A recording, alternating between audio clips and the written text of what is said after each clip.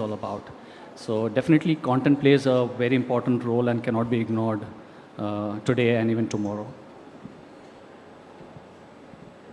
Hi, so I'm from Mahindra Holidays, and if you're familiar with our product, we are in the business of timeshare. Timeshare is a category, it's not an intent category, so people don't go wake up and search for timeshare on a given day. So it's a evolved need that you really have to, so content plays a huge role for us in terms of generating awareness about the product and actually product interest.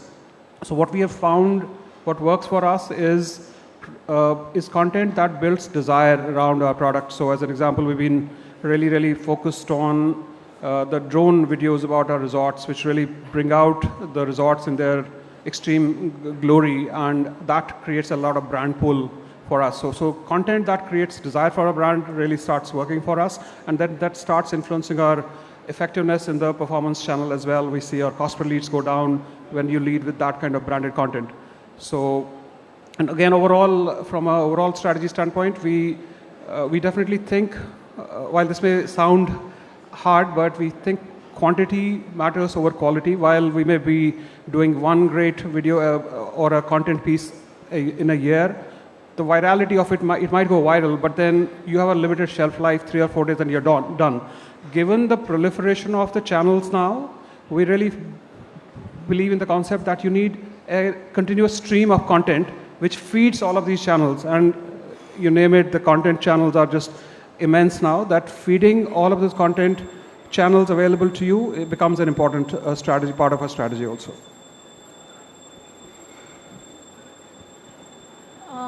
Hi, I'm Samyukta from Baskin Robbins. I'd like to turn this question on its head a little bit.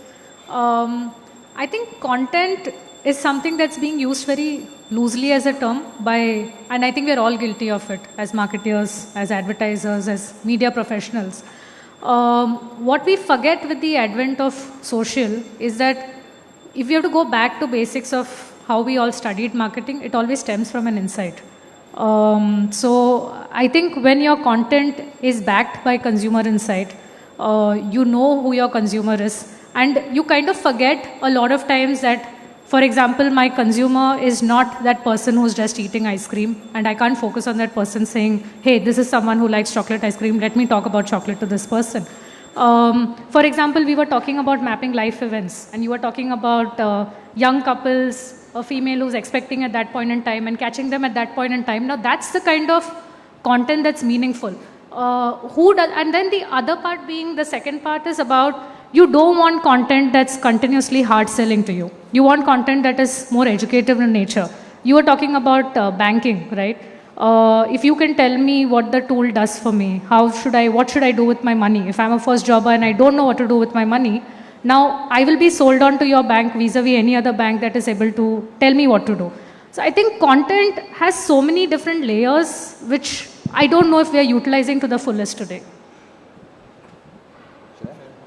Great. Okay. Hi, guys. I'm from HDFC Bank, and there's a reason as to why I went last, because when it comes to banking, you don't think of a financial product to start with. You think of a leisure travel, you think of buying a vehicle, you think of having fun in the evening with family, and then when you need money, you say, okay, where do I get money from? Okay, that's when you think of me. But then if I wait for you, you have already made your decisioning, right? So as a content, it's very important for me that when you're thinking of fulfilling your dreams, I have to be a part of your fulfilling journey, right? So that's content for me. To get some quick numbers, guys, last 6-7 months, we did very actively content marketing, and we got, if I put you exact numbers, 6 million traffic in 6 months. 80% is organic. That's the impact of content marketing for us. One of the inferred result, we used to have, let's say, 150 odd keywords ranking in #1 position in SEO before content marketing. Any guesses what it resulted to, the impact of content marketing on SEO? Any guesses, guys? Well, it rose to 620 keywords in #1, including long tail keywords also, and because it's voice, long tail keywords is really increasing. Okay, so that's the impact of content marketing for us. And as Sangeeta rightly said, you have to have a brand purpose. Like for a bank, what's the value of money that I can educate you for, right? I cannot talk about best holiday vacations because people will be more interested in knowing it from the Club Mahindra guys as to what are the best vacations places, right? So whatever I have to impart content on, it has to be as educative, rotating around the brand purpose for a bank, which is more meaningful to the customer. And that's how, in a nutshell, what's content marketing for us is. Because we heard Anoop in the last session talking about thumb stoppers. Any views on long format versus thumb stoppers? Would any of you like to take that question? So I think it depends from your objective to objective. Okay, like yesterday we had Friendship Day, Sunday, right? Now, if it's an ad, it has to be a thumb stopper ad. But if you are doing a long format content piece, okay, it need not be a thumb stopper because that is where you are doing a relatable, insightful video which has to be relatable to all of you, and it's a storytelling video with the least integration of your brand or a very organic or subtle integration of your brand, and that's where long format content is really working for us. And then, will you just stop at that? Or whenever whoever is engaging with the video of yours, that means he has shown some interest in your brand or some interest in the story. What you do is do a remarketing campaign to them and then try to get them to your own properties or try to get them to your products. I think that's where long format content is really relatable, and the content has to be engaging for the audience that we are talking at that point of time. Well, what I feel is the long format content is really losing its shine now. When we launched the brand, obviously long format really worked for us because there was a lot of storytelling and telling the people what Jeep life is all about and what the Jeep vehicles are all about. But as we move more into the consideration phase now, I think the shorter formats work very well for us. So you have a lot better chances of getting the short form content right and working down your funnel. So when the agencies ask us, what is the duration for this film, we actually don't ever specify what the length is. I mean, in whatever time you can tell the story most effectively, that really dictates it, whether it is you can do it effectively in 30 seconds or you need 3 minutes to do it. So we really never dictate what the content length should be. It really is really dictated by the idea itself and in which time you can tell the story well. Question on the same topic. How important are customers in co-creating content with you guys? Do you guys create anything along with your customers? Do you see a lot of value in that? I think customers have been a very integral part of the content they're living the Jeep life, and it's really worked very well for us. It's a long format, if I have to term it like that. But not only My Jeep Story, but even when customers participate in our experiential events like the Jeep Trails or Camp Jeep, the voice of customer plays a very important role in every content that we do. And Jeep is all about community building, the brotherhood. Samyukta, would you want to add anything from your perspective? Yeah. I mean, it's ice creams. So I don't think there's anyone in this room, I mean, show of hands who doesn't like ice cream. So there's your answer. Our people love Baskin Robbins. We're very lucky that we were very blessed. Our flavors are very rare and unique, which a lot of other brands don't have it here.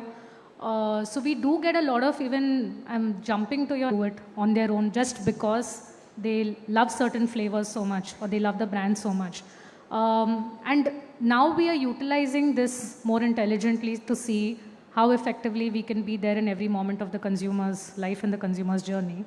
So yeah, definitely we cannot do without the consumers. Topical posts now, because again that's staying true and relevant to the consumer life cycle.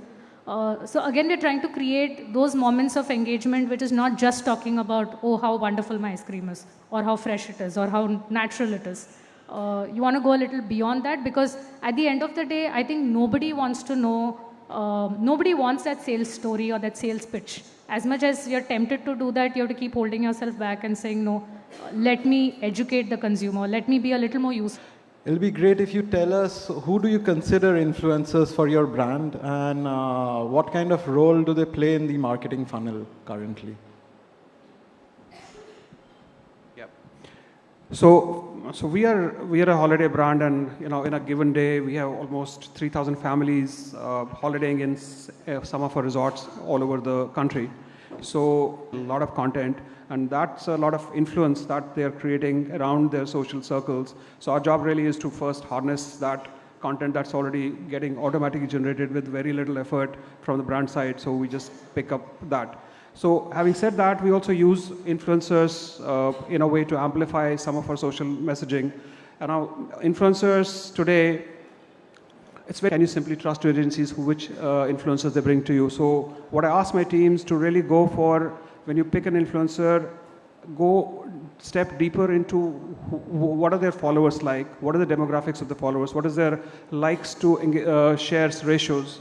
So you get deeper for my brand. So that's how we select influencers as opposed to just going after people with a lot of following. So we're happier having micro or small, medium influencers with smaller following, but a lot more meaningful, tangible influencers that we use for our brand. Very interesting. Yes, I think how overall we have divided content is hero, hub, hygiene. Okay. So what happens is more of my content is between hygiene and hero. Okay. Hub is where I use the influencers. So the influencers for me, I don't have a guy who is influencer in finance. Okay, yes, we have the, like let's say somebody from value research, somebody from money control will be an influencer for us. But you also have influencers, and we firmly are, it's very nascent stage for us, for everyone. We somehow, I think there is a lot of propensity being shown towards nano influencers. Okay, so these guys are having a follower of from 5,000 to 20,000, 25,000. Okay, they are not the millions of the world. Okay, but they are very cost effective, and we somehow feel that it shows more organically. There are also platforms which is helping us to, generally what you do is you, okay, so interesting concepts of influencers working all across. What has to be seen is how organic it is and how much of meaningful traffic it's bringing to us. Now, have we come across like China, who is doing more of recommended? It's yet to explore, but that's where we want to become. Yeah. Interesting. Anyone wants to add anything? I think just to add to kind of resonate with what both of you are saying, I think it's very important to pick your influencer very, very correctly. Because often when the agency or the media partner comes to us, it's usually with the fashion blogger, food blogger, blah, blah, blah. There's that whole, that whole set that people are carrying around saying this is what you should do. Very recently, without making any controversial statements here, there was a property, huge luxury property brand that tied up with an influencer with a very large following, with mass following, probably because somebody came to them and said, hey, you know what, this person has reach. Go out and get them, So that's like we're all very greedy when it comes to KPIs and numbers and ROI, especially, very loosely used term. And we've all at some point ended up making these kind of mistakes. I think very, very important that you qualitatively select. It's the same thing, like at my store, you want the same experience that I get online. So your crew needs to be trained in a certain way. Somebody was talking about Urban Ladder and the kind of excellent experience that they had, and that person was talking about Netflix, and that person was talking about how each of those pieces of furniture could transform your life. Very important that my influencer is somebody who's slightly above me, not like as much as like me as possible, but slightly above, so there's a little bit of inspiration and aspirational value. I think the second point is the influencer also needs to be someone who's again not selling something, because I think even that, as consumers, we are all able to see it when people are selling something to you. I'm just reiterating the same point, but again, how engaging my content can be even with the influencer to do a little bit more than what I was going to do at the... I'd like to one additional point in terms of how do you actually use influencers well. Oftentimes brands sometimes become very force-fit, templatized on kind of, here's a brand tenets, and you got their influencers because they understand content really well. So what we learned is that you actually have to give them creative room. And that's when influencers actually start working well for you, as opposed to if you put very tight boundaries around what they can do. So just wanted to share that tip. Other than awareness, are they currently for any of your brands?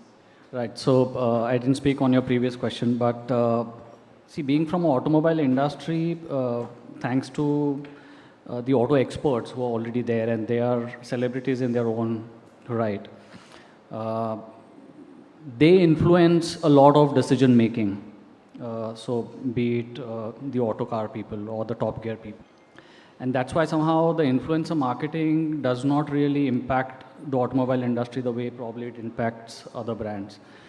Because there is a strong fan following towards the auto experts who are reviewing the car, and they do a fantastic job in terms of the performance, capability, cost of ownership, and so many other aspects of the brand.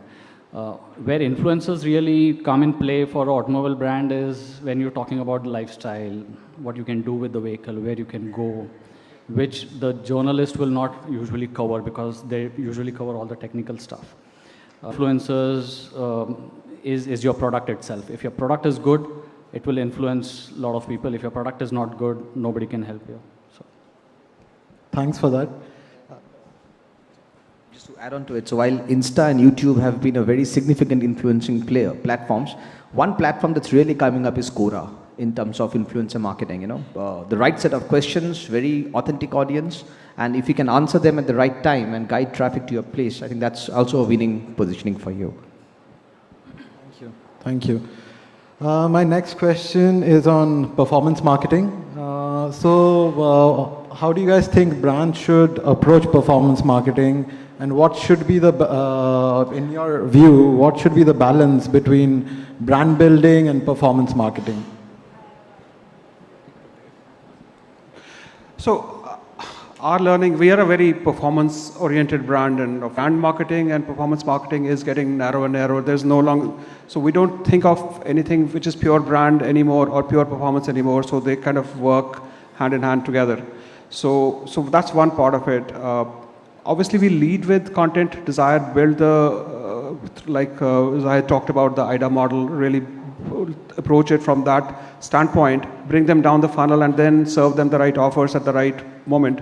So programmatic, therefore, becomes an important part of how do you actually make that happen. So programmatic is a lifesaver. How do we use it? That in combination with using a MarTech platform, basically you're able to serve the right message, the right infrastructure takes people. Over time, you get there. So eventually starts working for you. Okay. I completely agree with what you said. I think performance marketing and brand building go hand in hand and cannot be looked upon in isolation. Performance marketing definitely plays a very important role for us in terms of there's a metrics which where performance metrics marketing really helps you is on the conversion part of it. How good the quality of those inquiries is. Are we giving enough test drives? That is where the good quality performance marketing really plays a crucial role. Since we are a little pressed for time, if there are any burning thoughts, please go ahead and share that. Otherwise, I'll move on to the next question. Okay. So since this session is about the road to 2020, what are some of the trends and opportunities that you guys see and that you would want to leverage in a little longer, broader time frame? So something that we as a trend, 3 V's, right? Video, vernacular, and voice. Seeing across, Alexa's coming in, Google Voice is coming in. Okay, that's I think the trend that's really happening. How as a bank we leverage this trend is very important to see, because you have transcreation, you have transliteration, and you have translation, right? What do you want? You want to achieve scale, or you want to really have the panache of the content created and make the audience feel about it? So all those literally permutation combination have to be taken into consideration, and see that keeping the content authentic, how to reach out at scale to the right audience. So really quickly, I think we talked a lot about influencer marketing. That will continue to be a priority as a trend. And then ORM, online reputation management, plays a big role in our world, not just listening in, but also using that as an opportunity to engage. There is so much opportunity and room there for us to continue to evolve there, so we continue to be focused there. I think this year as well as next year, the auto industry is going through a lot of transformation. You've been listening about electrification, electric cars. BS6 norms coming in. And I think the way I'm looking at it, and influencers are going to play an important role in terms of educating the customers in terms of what BS6 is all about, what electrification is all about, what are the good cars, how do you choose a good car, because it's completely going to change the way people are going to buy cars in 2020 or probably 2021. So huge responsibility on digital platforms to educate customers in the right way, in honest way, in making their buying decision. Yeah. So I think, again, as marketers, we always have this thing of what is TV going to do for me? If I want to build reach, I'm going to go on TV. If I want to, whatever, catch eyeballs as a reminder medium, I'm going to do outdoor. Print, whatever purpose that serves. You know, for an offline, we're all very familiar with.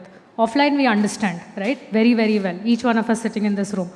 And for us, traditionally, I think, though we all talk about the fact that digital is the future, digital is here, digital is happening now, I think if truth be told, with the way digital is changing minute to minute basis, like hand on heart, I don't think any one of us has truly leveraged and said, okay, hey, I'm going to take 100% of my KPI on digital. Let me put, say, 80% of my budgets on digital, and digital will help me build my brand. Digital will help me drive people to my stores.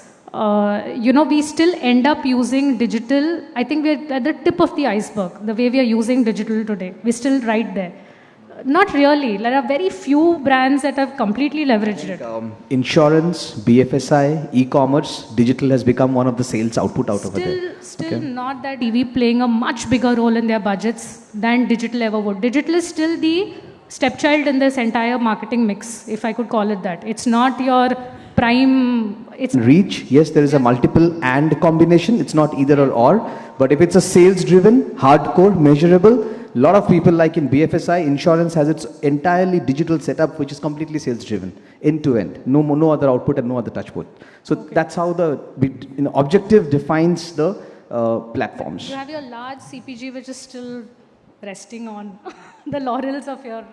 So I'm just saying, none of us, I mean, most of us have not yet harnessed the true power of digital. Like, we're still talking for paucity of time.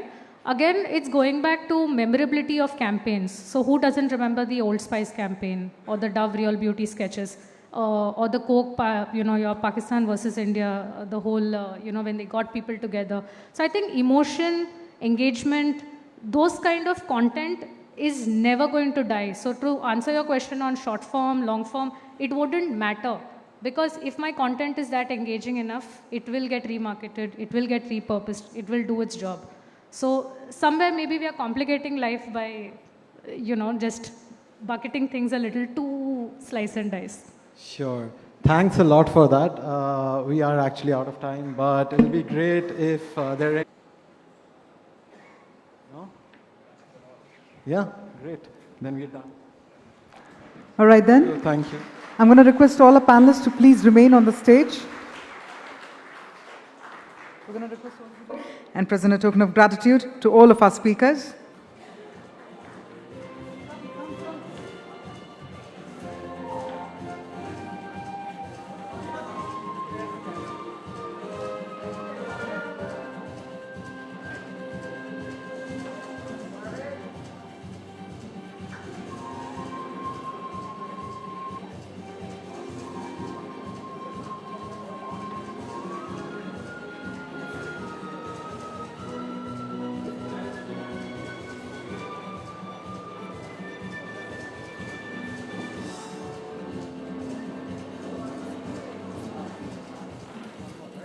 Yeah.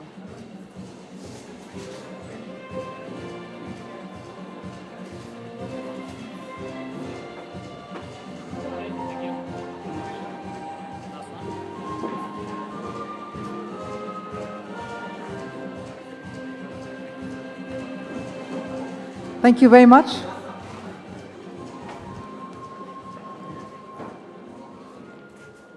Thank you very much for joining us. All right, we're giving a quick makeover to the stage because it's also time for our next set of awards. We've got 2 more awards to present in the next set, after which we'll have another very, very interesting presentation lined up for all of you. Now, to do the honors for our next category of the award, I'm going to once again invite on stage our jury member and also our previous session moderator, Mr. Suvjoti Ghosh. If I may please request you, sir.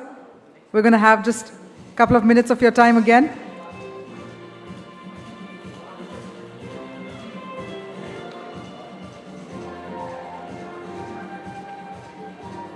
Welcome back. All right, so earlier we had made an announcement for the silver winner in the category, in the subcategory insurance under BFSI. And while we did announce the winner's name, the winner wasn't around, but we're not going to miss the opportunity for the winner to collect the trophy. So let me remind you all that in the BFSI category, in the insurance subcategory, the silver goes to Coco by DHFL Insurance by Socio Square. So let's have a round of applause. And let's have the team come on stage to receive the award.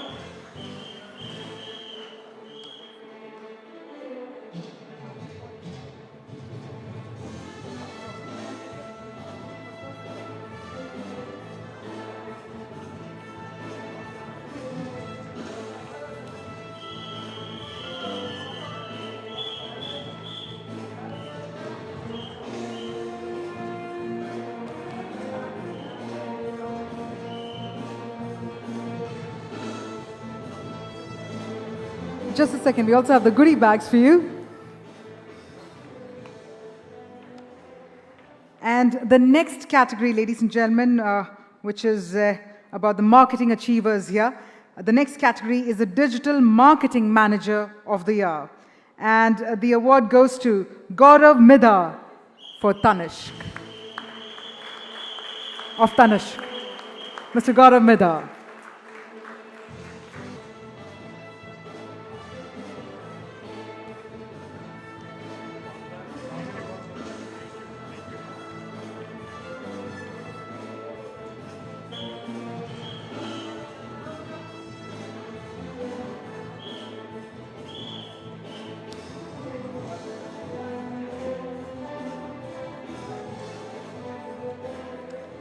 Thank you very much for doing the honors. Thank you once again. And with that, it's time for our next session before we move on to the next set of awards as well. We're going to get some insights on consumer obsession and social media for building brands. We have with us Meghna Apparao, who's a CMO with Godrej Consumer Products Limited. So I'd like to invite our next speaker on the stage. And can we do that with a huge round of cheer, ladies and gentlemen, for Meghna Apparao.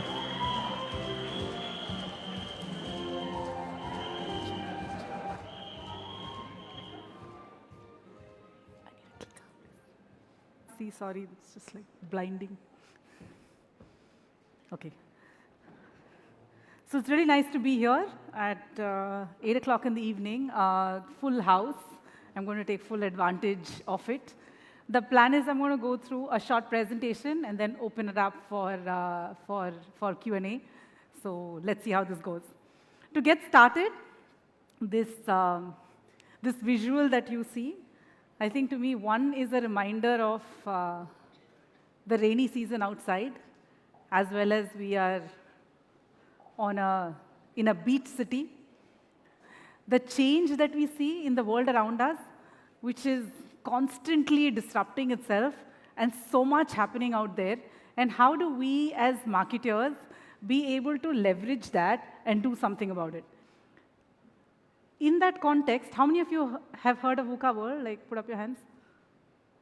If you have heard of VUCA, the hand has to go like little up so I can see it. Okay, that's like 5 people, so I'm going to speak to it. Thankfully, it's all written there. So VUCA is volatility, uncertainty, complexity, and ambiguity. So I think this defines the world that we are in right now. And how do we leverage the work that we do in the best manner possible? And to do fantastic work to build brands in a VUCA world, the question is there a magic secret? What is that one missing piece? You know, what is that thing that we all need, marketer? To me, there's just one answer. Customer obsession. I'm saying customer obsession. I have consumer obsession written out there. It's quite interesting. Go on to Google, type consumer obsession. The only images which pop up are customer obsession. So if I use the word customer or consumer, I'm using them synonymously. Also, in my previous role, I spent about 5 years at Amazon India, building their grocery business. And there, the number one value or leadership principle is called customer obsession, where we go to work every single day saying, how do we do something that's absolutely perfect for the customer? And that is something that I have experienced through my entire career, is that one thing that we can do is to be customer obsessed or consumer obsessed. What I'd like to spend the next 10, 15 minutes is talking through some of my examples and leave you with some practical, very, very practical tips in terms of what is it that you could do as you go out and build brands across our country. For those of you who are very technical and want a definition, here's one that I like. Customer obsession means constantly listening to customers and continuously testing, enhancing, and personalizing the customer experience. To stay with that point, I think in the digital world, this is absolutely fundamental. The part about continuously testing, enhancing, and personalizing. There's no one right answer. Very famous. I have a daughter who is an early teen, and about maybe 6 to 8 months ago, she looked at me and says, "Mom, you're old." She just said, "You just declared like you're old." So I'm like, "Why are you old? Why do you think I'm old?" Because you're active on Facebook and you're not active on Insta. Only old people in her head were active on Facebook and not active on Insta. The immediate next thing I did was become active on Insta. So I think the definition of what is right, what is good, how are you with it, be it as a marketer, in the digital world is completely undefined. 10 years ago, 8 years ago, it was likes and shares, kind of average ages in the room. So I think this part about continuously testing, enhancing, and personalizing experience is what makes it very fun, makes it very exciting, but also keeps us on our toes. To say that there is no playbook and one definition, and we can just, it's there, and I just have to keep replicating it. So I think that is the coolness of what we do. It's also the challenge of what we do. I think the second one is also something that I find very, very interesting, and I would say one of the core things that all of us who do digital marketing must stare at and think about every day. Are we being marketing obsessed or are we being customer obsessed? I think the critical part is to be customer obsessed. And any and everything that we do, I think we must ask that question, are we being marketing obsessed or customer obsessed? And always swing with being customer obsessed. I need to get a percentage in the room, so I have to see the hand, yeah? Pretty simple. On the screen, there are like 5 images. If you know either the real name of that person or the name of the character, whichever, give yourself 1 point. If you know both the real name and the screen name, give yourself 2 points. If you know any detail about that, like which you feel deserves a point, give yourself a 3rd point. So the part about this is there are 5. You can actually get maybe even 15. Yeah? So just go ahead, Tim. 2 if you know real name and screen name, and any other detail, 1 more.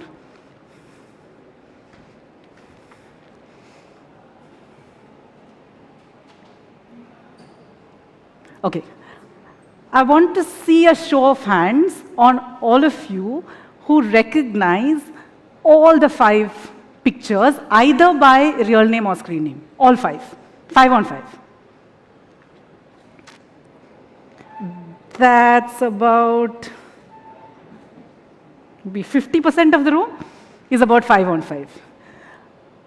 How many of you got 10 on 5? Hands up? So one really brave person. So the lady in red. Yeah, go start. Can you give her a mic, please? We're just going to check and see whether she's cheating.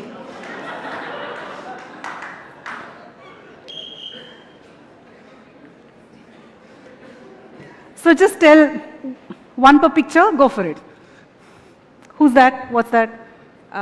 Game of Thrones, Awesome. Deepika Padukone, Will Smith, Rajnikant. Seriously? Tony Seriously?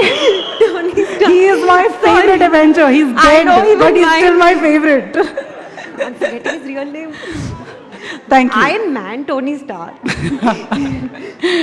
Thanks a lot. Thank you. So we know that she definitely got, she was kind of at 4.5, but she made it to 5, but over 5. So I think this is, how many of you got 4 on 5, got 4 out of these? Hands up. 4, give me 4 and 5. If you got either 4 or 5. 5 hands up. 4 hands up. I need to see like a really large number of hands up. There are a few people who really need to watch more. A fairly good degree of understanding.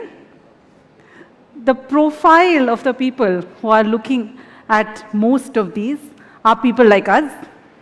So you are reacting more as a consumer, less as a marketer. You have a high degree of association with these images. Same exercise. Give you 30 seconds, rank yourself.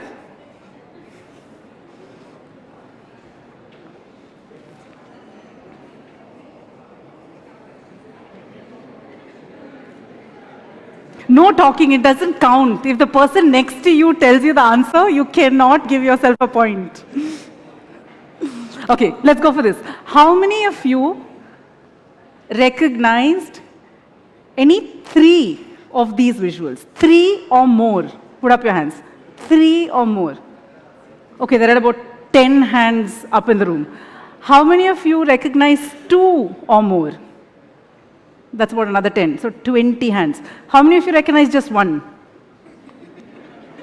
If you guys don't recognize 1, you need to pay double the entry fee to walk in here.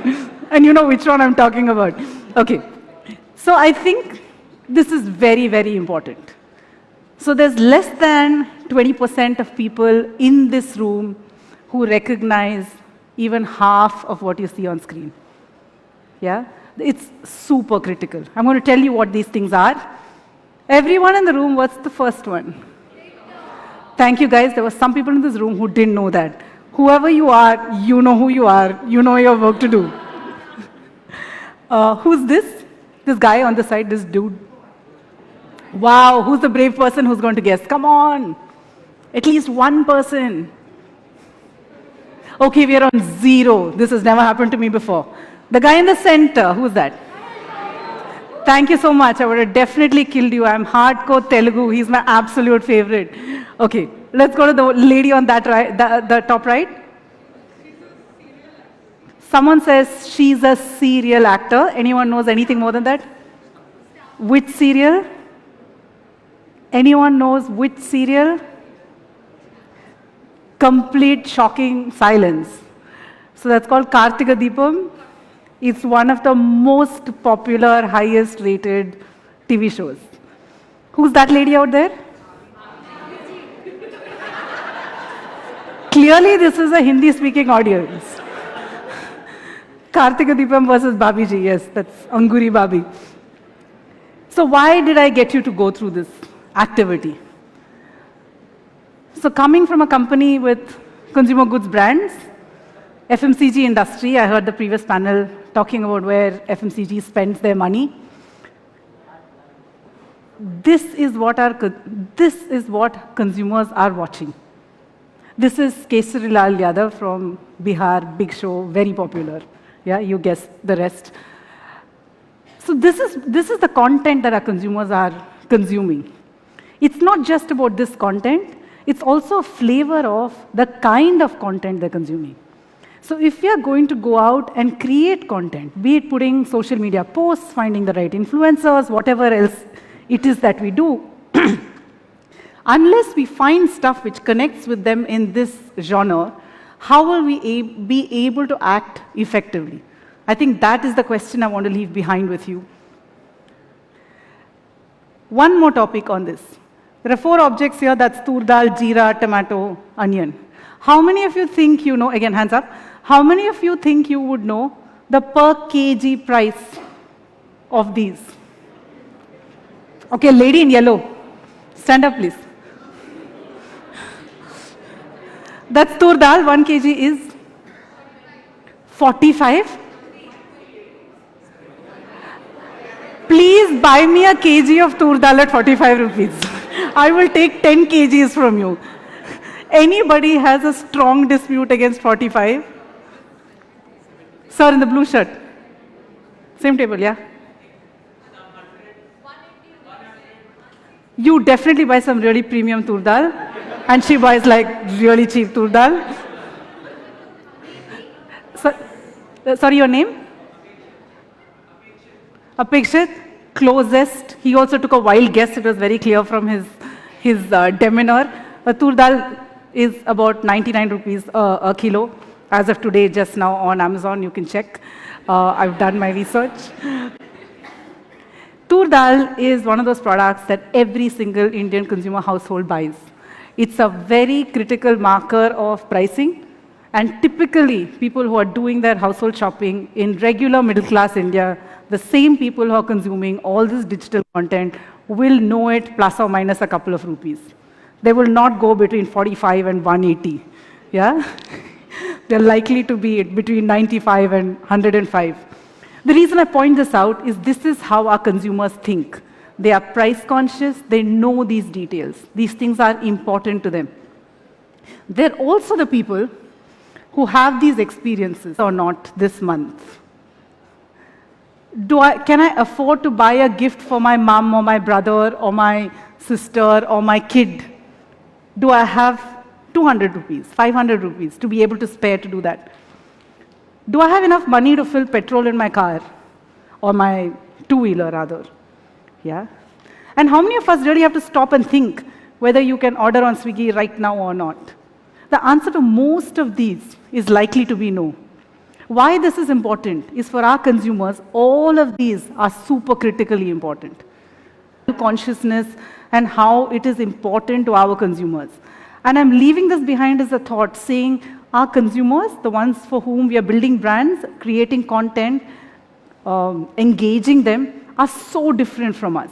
They come from a very, very different reality than what we operate. A few of us would be lucky to work on brands which are exactly similar to the lifestyles that we lead. There would be some of you in this room who don't ever need to know about Kartika Deepam based on the brands that you're working on. But for many country, we've talked about a few nuances, but every single regional pocket, and in the previous panel, they were talking about regional influencers, micro-influencers, nano-influencers. How do we get to know who they are? How do we understand our consumer more deeply?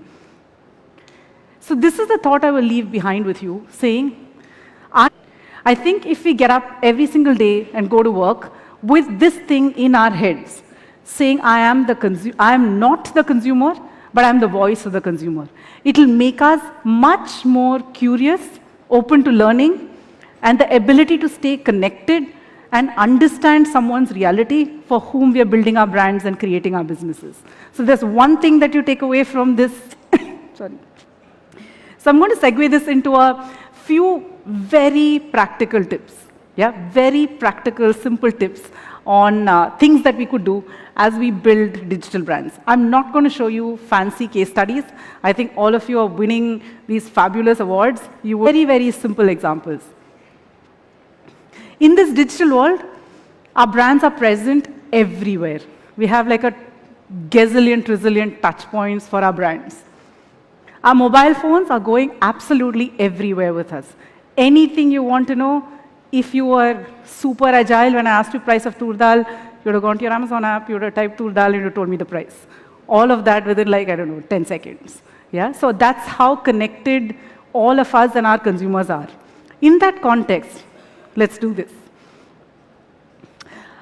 Tell me one thing which you see common across all of these products, besides Amazon Basics, besides. Can't hear. Prime. Okay, anything else? Ratings. Who said ratings? 10 points. on 10 points. So I think ratings, or to make a choice. This was a screenshot of a random search term, which was not Amazon Basics and not Prime, and this is what showed up. The thing is that in this world, consumers are constantly evaluating. 5 years ago, is how do you get to know whether a brand is good or not? You would ask people around you, which is word of mouth from a closer group, an expert set maybe, but all of that involved some friction, some inertia. If I wanted to find out about, from my previous panel, about Jeep or about Mahindra Holidays, what would I do? I'd have to go on. It's very high for us. In terms of saying we are omnipresent everywhere, how do we ensure that we are doing the right thing all the time? And as we come to customer reviews, I'm going to give you the tips part of it. What's in an image? Now, this is the question. How many of you think that the gray image is the right image, white image is the right image? Yeah, I'll ask you the question, show of hands. How many of you think the gray image is the right image? Put up your hands.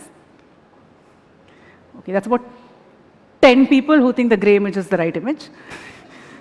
Okay, I'm going to ask the question again. How many of you think the white image is the right image? There's a significant majority who hasn't raised their hands for anything. I don't know what they're thinking about right now. But I would say, can you guys just stand up? All of you.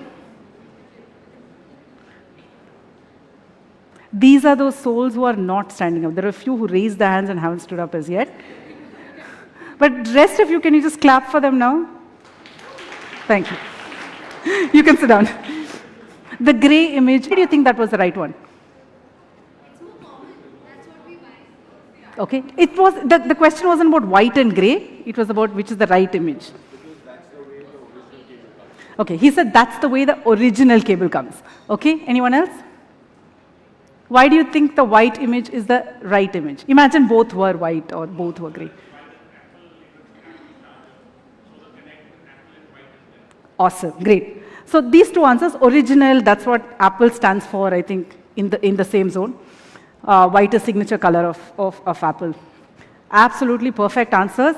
Well thought as marketers. Absolutely brilliant. Branding cues on point. The thing is, if you want to sell this product, this is a real example from Amazon. We got about 90% returns on that product. 90% of the people are returning that product. The customer reviews were like 1 star. It was from an authorized seller, so product quality, all great. Now I want you to take a guess. And there were no problems with this one. Stand up. Stand up. Somebody whistle. No, like whistle for him, please. Thank you. Thanks a lot. Yeah, you can sit down. So that is the reason. Because this image showed the right cable length. So people were buying that, thinking that it's like a really long cable, but actually it was a short cable. And we were just getting 90% returns back.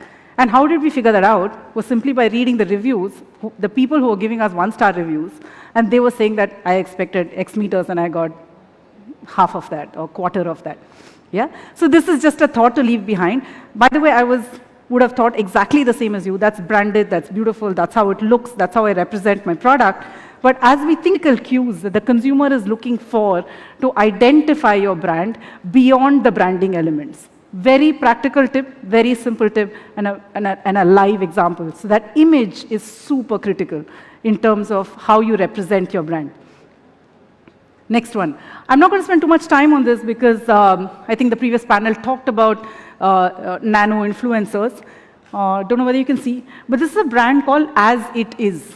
And show person who built this brand, which has become significantly large-sized on e-commerce. One of the biggest things that he had done was this. This is a whey protein brand, Delhi, Punjab, that kind of region. He just gave his enthusiasts and got them to post videos. That's all he did. And they were the strongest influencers in that region. And within 3 months' time, he was selling about 10% of what the biggest brands, which are well branded, and was selling in this segment.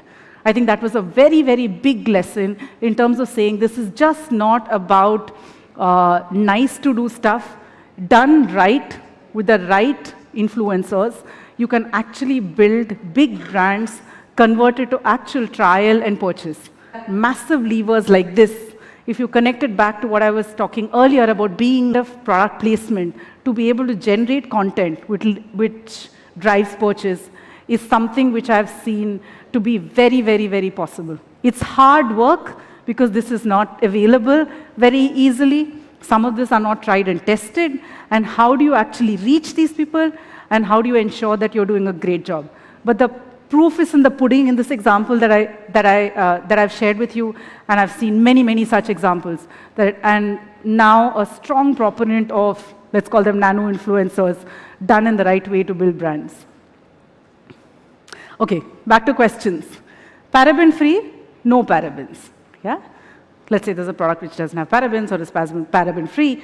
Which terminology will you use?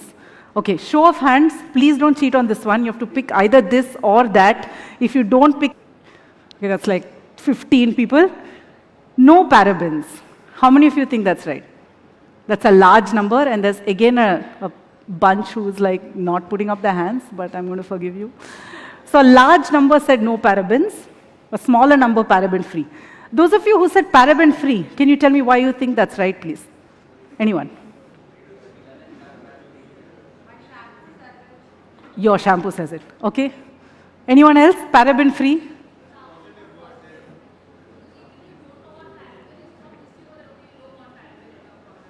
Okay.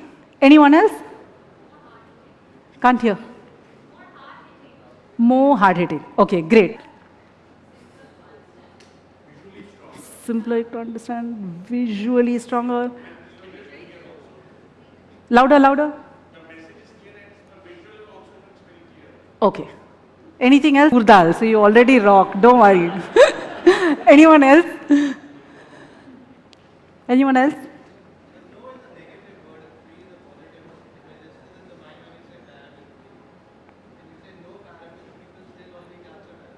So you like negative or you like positive?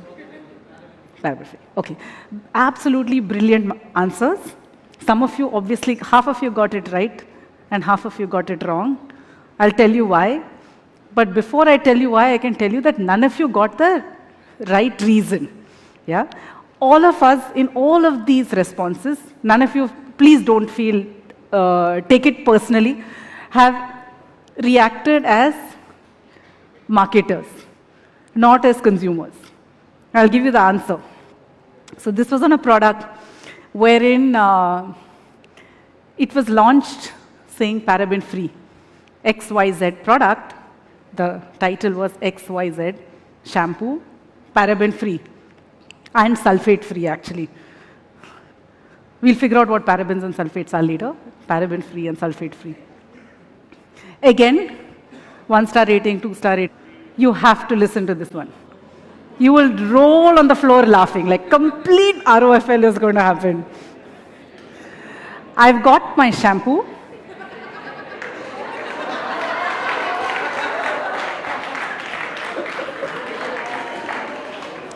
Thank you.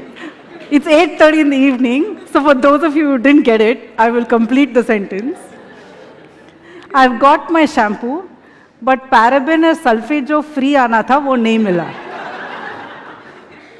This is not a joke. XYZ shampoo, paraben free, sulfate free, 1-star rating. Shampoo तो आ गया, paraben और sulfate नहीं मिला. No paraben and no sulfate, and that brand is Wow Shampoo. You can read the title, that's exactly what it says, and it's the #1 best-selling shampoo.